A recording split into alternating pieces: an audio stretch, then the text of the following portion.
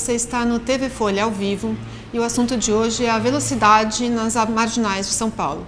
Para quem é de fora de São Paulo, as avenidas marginais correm ao lado dos principais rios da cidade, o Rio Pinheiros e o Rio Tietê, e tem várias pistas. Tem a pista local, que dá a saída e entrada para as pontes da cidade, uma pista intermediária em alguns pontos e a pista expressa, que corre ao lado do rio e só tem saídas para o lado direito. A velocidade nessas pistas foi reduzida durante a gestão do atual prefeito, Fernando Haddad, prefeito do PT, mas o prefeito eleito João Dória, do PSDB, durante a sua campanha, prometeu que voltaria a elevar a velocidade nessas pistas. Hoje, essa velocidade é 50 km por hora nas pistas locais, 60 nas pistas intermediárias e 70 nas pistas expressas. Ainda não tem detalhes sobre como ele deve alterar essa velocidade, mas esse é um assunto que está sendo bastante controverso aqui em São Paulo, bastante debatido.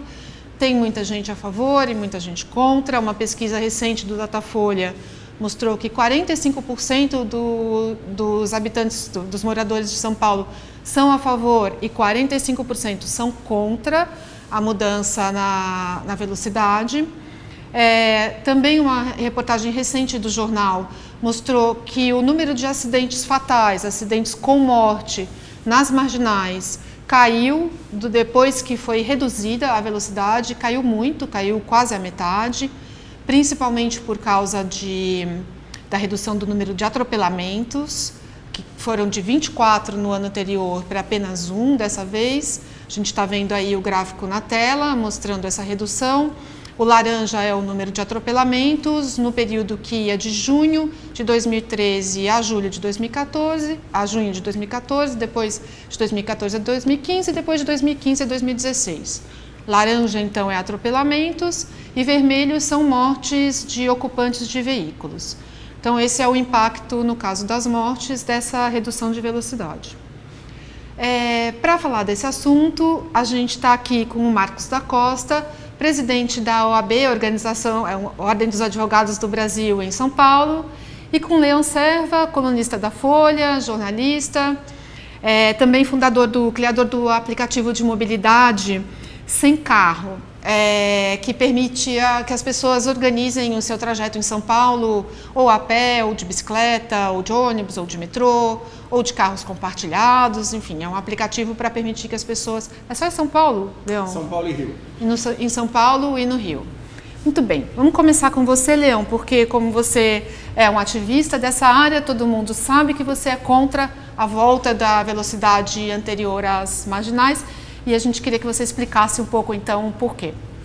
Veja, uma coisa, não existe no mundo nenhuma pessoa que estude o assunto que negue que a redução da velocidade do trânsito beneficia, reduz acidentes e reduz a letalidade do acidente. Não existe nenhuma pessoa que negue isso, que estude o assunto e que negue. O que tem aparecido no Brasil é um argumento que eu considero muito daninho, que é um argumento semelhante ao que existia antigamente quando as pessoas questionavam os estudos que relacionavam cigarro ao câncer. Porque uns diziam assim, não, o método não está muito bem comprovado. E outros diziam, imagina, o cigarro não pode ser a única causa do câncer. Minha tia fumava e viveu a vida toda, viveu até os 90 anos. Esses argumentos eles criam confusão na cabeça da opinião pública. Porque se ninguém nega que a redução da velocidade no trânsito faz bem, não há nenhuma razão para aumentar a velocidade do trânsito. Alguém poderia dizer, bom, mas também tem educação, tem que ter educação no trânsito, tem que ter boa pavimentação, tem que ter calçadas seguras, tem que ter tudo, mas a velocidade no trânsito tem que ser reduzida. O Haddad reduziu a 50 e 70, eu acho que está de bom tamanho. Tem vias da cidade, por exemplo, eu vindo para a Folha agora, eu passava na Alameda Glete. A Alameda Glete é uma via que tem que ter 30 quilômetros. Por quê? Porque ela cabe um carro indo, tem carros parados aqui, transeuntes o tempo todo, eles brotam da calçada. Nesses lugares a velocidade tem que ser de 25 a 32 km por hora. Por quê? Porque com 30 km por hora, 5%, atropelados, 5% morrem, 95% vivem. Com 60 km por hora, 85% morrem. E com 80 km por hora, 100% das pessoas morrem. Alguém diria, bom, mas um pedestre não tem nada que estar na marginal. Mas se ele estiver, nós vamos atropelá-lo? Vamos condená-lo à morte? Então, por todas essas razões, não existe nenhuma razão civilizada e correta para que um prefeito que se quer moderno e modernizador aumente os limites de velocidade na marginal. Um argumento do prefeito durante a campanha é o de que a redução foi excessiva, de que a marginal é uma via que permite o fluxo mais rápido na cidade, ela é uma via expressa e que talvez tivesse sido excessiva essa redução e fosse o caso de revê-la. Ele já voltou atrás e disse que em alguns pontos, talvez não em toda a marginal, e talvez em alguns pontos ele mantenha essa velocidade mínima. A OAB se pronunciou a respeito dessa questão, né? Soltou uma nota recentemente a respeito dessa questão, Marcos. Como é que você avalia essa possibilidade de voltar a subir a velocidade nessas vias? Só para deixar claro, por enquanto, pelo menos, a proposta é mexer na velocidade só das marginais, não mexer na velocidade das outras ruas da cidade que também tiveram a velocidade fixada para baixo, em 50, 40 e alguns locais até em 30 por hora. Marcos, por favor. Obrigado, Ana Estela, pelo convite, Leão. É uma alegria, uma honra estar com vocês hoje. Me permita voltar um pouquinho no tempo, quando houve a diminuição das velocidades. A ordem não foi contra a diminuição. Nós não somos técnicos do trânsito, não temos informações que permitam entrar numa discussão como essa. Embora, naquele momento, nós entendíamos, como muitos entendiam, que algumas medidas pudessem ser adotadas, devessem ser adotadas, independente da redução. O Leão comentou dessas medidas: sinalização melhor, melhor educação, o asfalto que permita andar sem algum tipo de turbulência no carro. Então, e quando há a alteração na velocidade, sem a preocupação do Estado em também adotar essas medidas, não é substituir, em também adotar as medidas, eu faço uma crítica que parece que o Estado, poder público, no caso o município, mas o poder público, joga sempre nos ombros do cidadão o ônus de uma modificação sem ele próprio assumir a sua responsabilidade. Insisto, não é substituir, mas são medidas que ainda hoje precisam ser tomadas. Então, para não livrar o Estado, o poder público, dessa obrigação. Agora, a questão da sinalização é importante, né? Porque eu imagino que a falta de sinalização pode até provocar mais acidentes do que... Mas se vocês me permitem, eu pergunto o seguinte, qual é a boa sinalização? Eu ando na marginal todos os dias, quer dizer, eu milito contra o automóvel, mas eu costumo lembrar que eu faço parte de 30% da população que leva o filho à escola. E depois de levar o filho à escola de carro, eu deixo o automóvel e passo o resto do dia sem carro. Todo esse trânsito, todos os dias de escola, eu pego a marginal. E eu vejo os sinais em profusão. Não tem a menor dúvida qual é a velocidade em cada trecho da marginal. Alguém pode discutir se aquele trecho é bom ou é ruim, e essa é uma discussão que envolve muita subjetividade. Os engenheiros de trânsito não discutem isso, mas eu vejo placas o tempo todo. Então eu entendo que isso é um argumento farisaico que foi usado contra, dizer, falta placa, ou coisas desse tipo. Mas não faltam placas, tem bastante sinalização. Não, assim, eu não falo de sinalização de velocidade, isso eu estou de acordo. Mas eu confesso, sou paulistano nascense, frequento bastante e tenho uma gigantesca dificuldade em saber a hora certa de sair para o meio, para o lado. Pode ser a minha dificuldade. Não, a marginal Tietê não foi bem sinalizada até hoje. É só fazer esse ponto. E deixar muito claro, uma coisa não substitui a outra.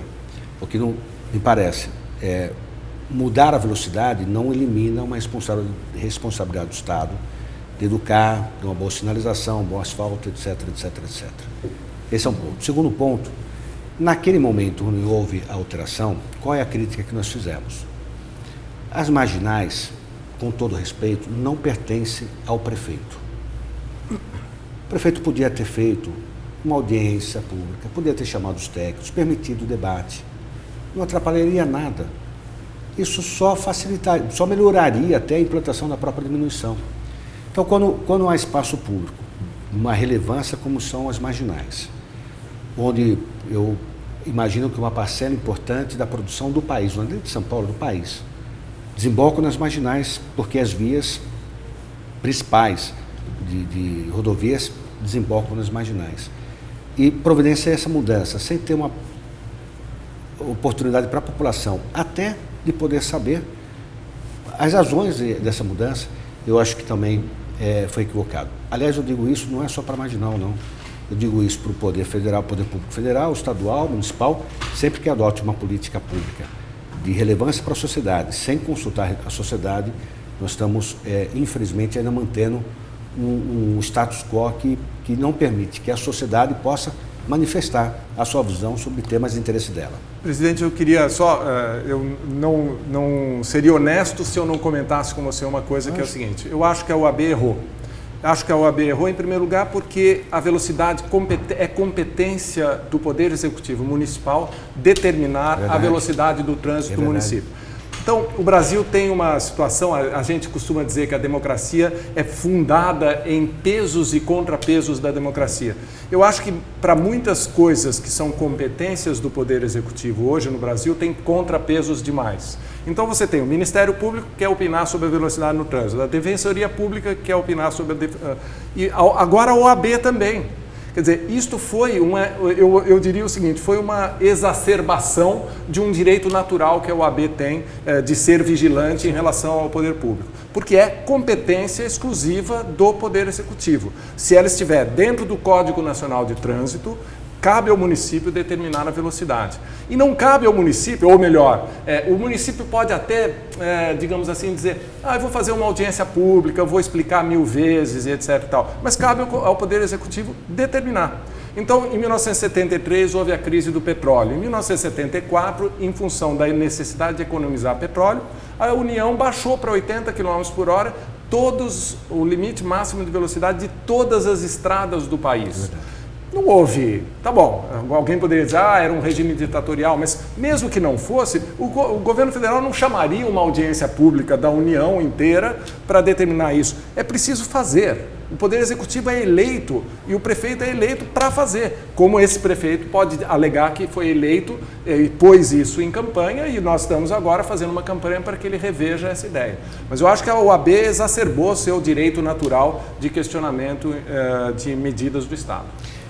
Só para ficar claro, não foi uma mera diminuição da velocidade. Me parece que houve uma modificação no conceito da marginal. O conceito marginal é uma via expressa. Então, não foi uma rua que se determinou que diminuísse 5, 10, 15% a velocidade. Houve uma alteração do conceito das marginais. Isso é que me leva a entender que deveria discutir com a sociedade. Como nós fizemos a crítica, quando houve alteração também da política educacional por parte do governo estadual, e que houve aquela reação das crianças, dos estudantes. Podia ter conversado primeiro, discutido com a sociedade, porque essas situações, bem ou mal, elas têm impacto na rotina das pessoas. E eu acho que sempre que impacta, né, na rotina das pessoas, precisa ouvir as pessoas. Se estavam certos ou não, precisa também retomar aquele momento. Naquele momento, houve uma reação forte de parcela importante da sociedade que entendeu que a alteração não era adequada.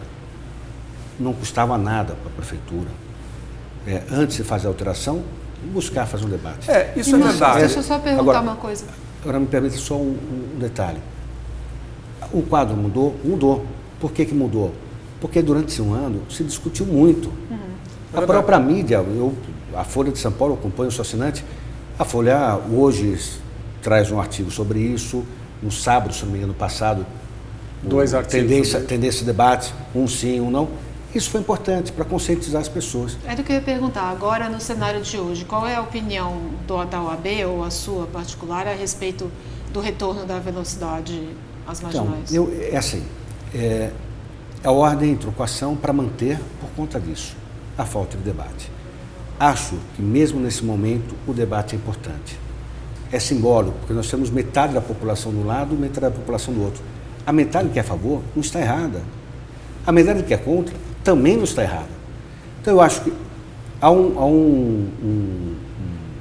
também acho que é importante que a gente possa compreender um pouquinho mais para aqueles que são ativistas, defendem a tese e têm informações, para que o parceiro da sociedade que não tem possa também compreender e a partir daí chegar à sua conclusão.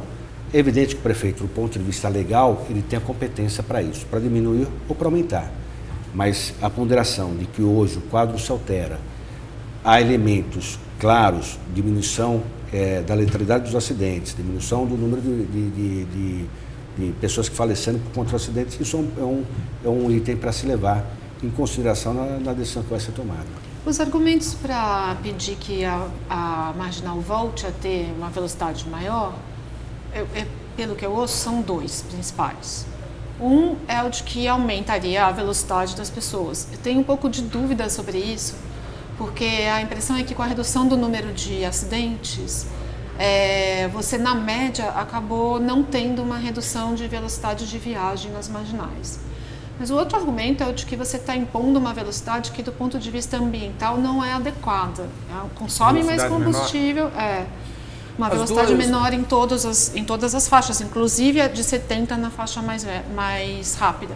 Acho que você consome mais combustível e por isso polui mais e que talvez você não... Uma questão de dosagem, talvez, né? Veja, Ana, os dois argumentos são falsos. Se me permite dizer, é uma questão técnica. Você poderia percorrer a marginal a 120 km por hora à noite? Bom, se eu garantir que não tem nenhum pedestre passando, que o pavimento estiver perfeito e o motorista for o Emerson Fittipaldi ou Nelson Piquet, é um grande motorista, pode. Não tem nenhuma intercorrência, etc. e tal. Mas é possível que uma via tenha a cada hora uma velocidade? Não. Então nós temos que determinar a velocidade do trânsito em cada via em função, digamos assim, da média ou do pico, etc. Durante todo o período do dia em que tem um trânsito importante na marginal, durante todo esse período, a velocidade máxima atingível digamos, se você falar o limite de velocidade máxima é de 90 km por hora, ninguém vai praticar 90 km por hora. A média da velocidade vai ser menor do que isso. E com essa velocidade, então o limite de velocidade, isso é importante notar, o limite de velocidade não quer dizer a velocidade que você vai praticar. Porque das 7 da manhã até as 8, 8 e meia, você não consegue andar a 90 km por hora na marginal. Então, quando você diz que o limite é 70, você quer regular a qualidade do fluxo. E isso que é a coisa mais, digamos, eu diria assim, que é irritante. Que é o seguinte, a pessoa que quer ter mobilidade e fluidez no trânsito, ela precisa entender que mesmo que pareça incrível, a velocidade média, a velocidade máxima caindo, melhora a velocidade média. Por quê?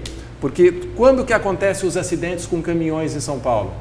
E se os jornalistas omitem da mesma forma que nós jornalistas não noticiamos quando uma pessoa morre de câncer, se ela era fumante ou não, nós não noticiamos um acidente de trânsito nós não dizemos com que velocidade estava o caminhão que tombou. Então, todos os dias o rádio fala assim, o trânsito está muito problemático na Avenida dos Bandeirantes porque um caminhão tombou às 5 horas da manhã. Esse caminhão estava em excesso de velocidade e para não chegar às 7 horas da manhã, ou para chegar antes das 7 horas, ele acelerou muito e aí ele tombou, porque um caminhão em velocidade baixa não tomba, tá certo? Então, a gente precisa dizer isso e explicar que quando a velocidade é muito elevada, a gente tem brecadas maiores e tem mais acidentes. Na média, a fluidez da avenida fica muito prejudicada. Com 50 km por hora é incrível, você anda a 50 km por hora na marginal com limite máximo de 50 km por hora entre 40 e 50. Você vai para de 70, você anda entre 50 e 60. Se você tivesse a 90, você andaria provavelmente entre 60 e 70. porque as pessoas brecam, o outro fica com medo. Então, o susto, isso é matemática, um estudo científico de um engenheiro de trânsito russo, que é radicado na Alemanha, trabalhou durante a vida toda para a Mercedes-Benz e criou uma fórmula matemática que hoje é consagrada no mundo inteiro, que diz que ele cria qual é a velocidade ideal para a produtividade de uma avenida. É entre 50 e 60 km por hora.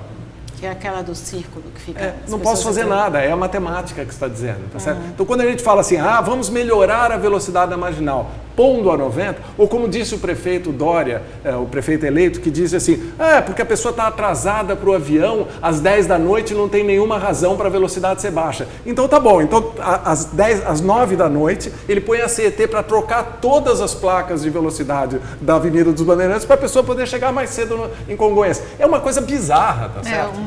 Uma das opções que está em estudo é colocar a sinalização eletrônica para que você possa alterar a informação que você está dando O brasileiro que respeita muito as leis de trânsito vai respeitar extremamente isso aí. Outro argumento que não é exatamente ligado à velocidade imposta nas marginais, mas é o argumento de que esse tipo de restrição acaba favorecendo ou impulsionando a chamada indústria das multas, né? O número de multas realmente aumentou muito por excesso de velocidade.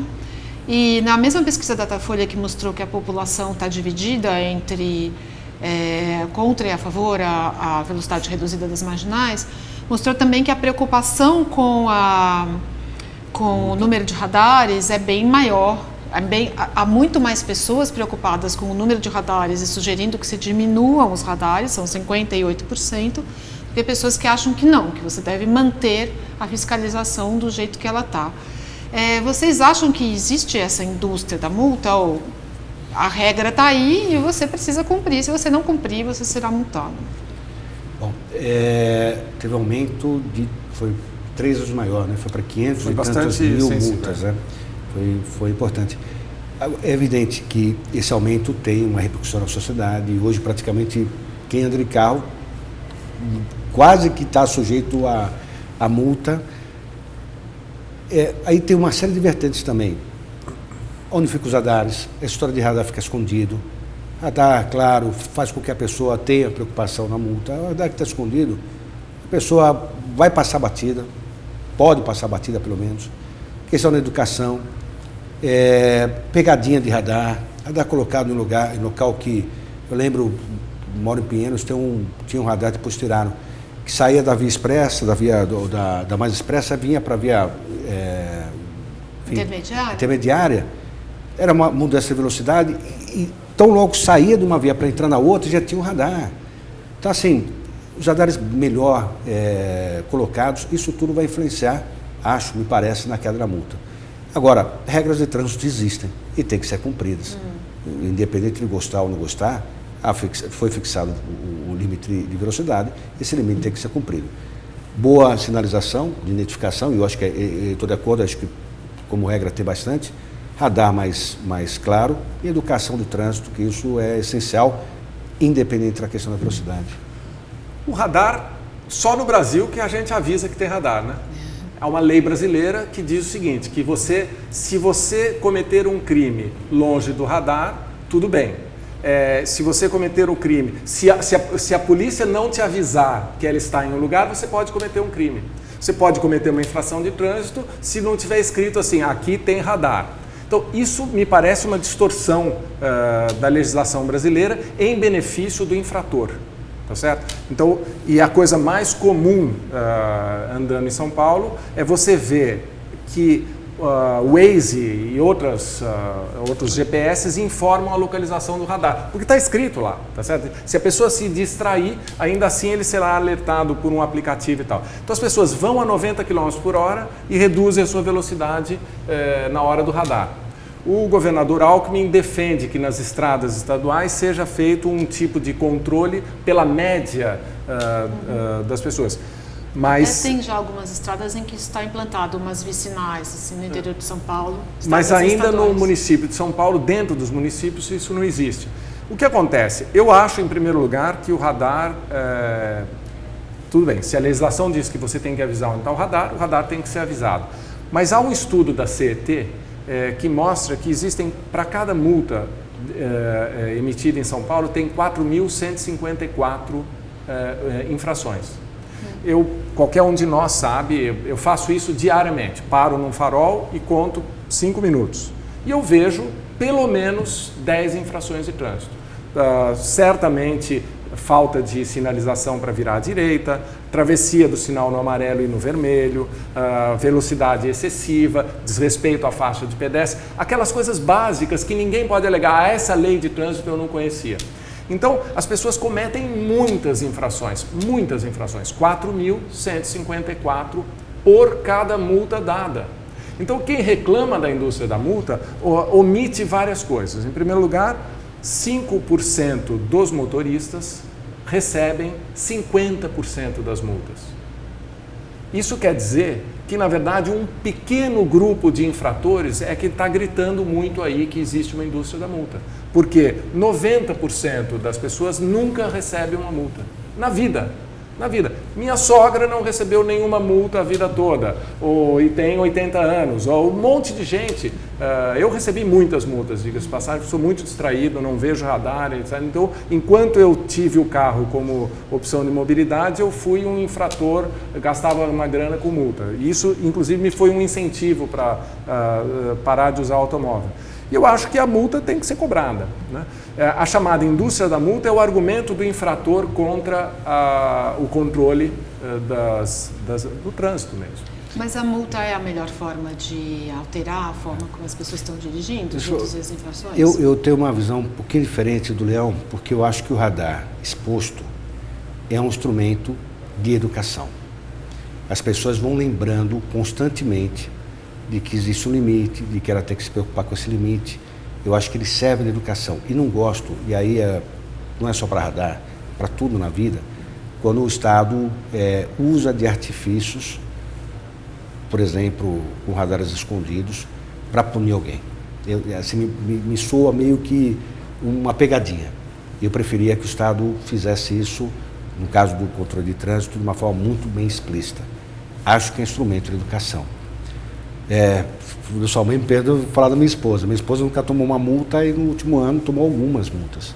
Até comentou, falou, vou parar de andar de carro, porque eu não sei o que eu faço para não ter... Porque os limites reduziram muito e a gente, enfim, às vezes essa redução está interna, não estou falando marginal, está interno. É de 10 km para frente, 10 km para trás, no momento que uma placa aparece já fazendo alteração. Então, essa engenharia, me parece, precisa ser revista.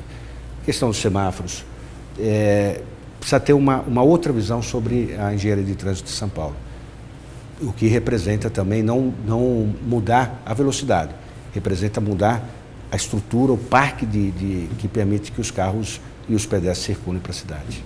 Tem essa questão mesmo da legislação, que ela estabelece um percentual acima do limite, né? Isso. E quando a velocidade máxima é muito baixa, esse percentual é desrespeitado com muita facilidade, assim. De 40 por hora, se você tiver 44 por hora, você já passa pela multa, né?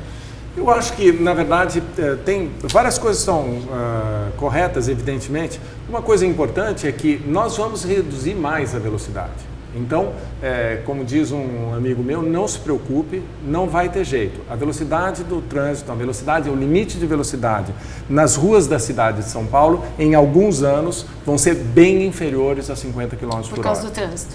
Por causa da segurança do pedestre. Então, agora nós vamos melhorar as calçadas. É preciso melhorar, mesmo que qualquer que fosse o prefeito eleito, há um clamor popular com relação às calçadas. É preciso lembrar o seguinte, 100% da população anda a pé em calçada em algum momento do dia.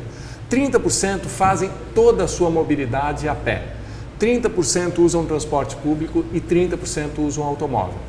Então, quando você fala da necessidade de cuidar das calçadas, você está falando de 100% das pessoas em algum momento do dia, e para 30% das pessoas é a mobilidade, tá certo? E as calçadas de São Paulo são horrorosas.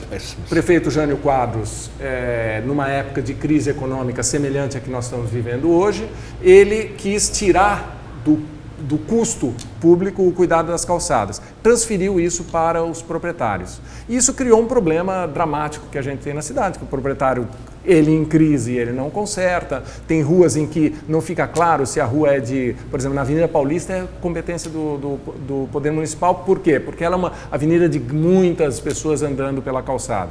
Então, não fica claro qual é a competência em cada rua e tal.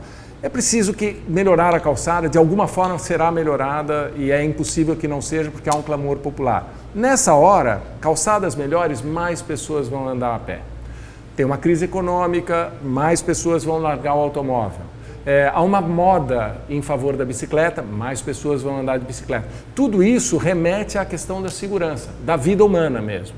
E sei lá, sou eu que estou andando a pé, é você que está andando de ônibus, ele que está andando de bicicleta, é a nossa prima, a nossa tia. A gente humaniza o pedestre de um jeito que não era antigamente. A cultura das pessoas olhava e falava, não, o pedestre não tinha a mesma atenção do Estado.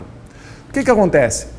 Para a proteção do pedestre e dos ciclistas, você precisa diminuir a velocidade. Você não pode ter uma ciclovia em que o carro ande a mais do que o dobro da velocidade da bicicleta. Isso induz a insegurança do ciclista.